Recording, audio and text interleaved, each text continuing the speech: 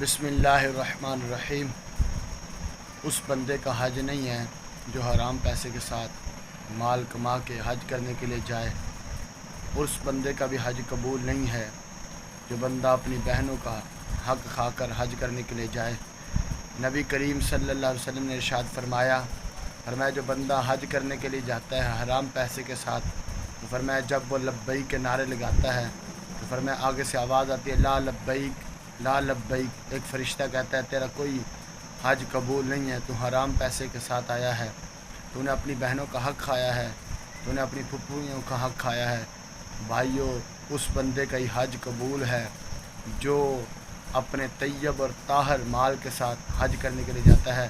تو سرکار نے فرمایا جو پاکیزہ مال کے ساتھ حج کرنے کے لیے جاتا ہے، فرمایا جب اس کے گناہ بھی معاف کر دیے جاتے ہیں تو فرمایا 400 بندوں کی وہ سفارش کرے گا تو اللہ اس کی سفارش کو بھی قبول کرے گا۔ تو یہ پیغام لازمی سنیے، حج کا موسم ہے اور لوگوں تک ضرور پہنچائیے۔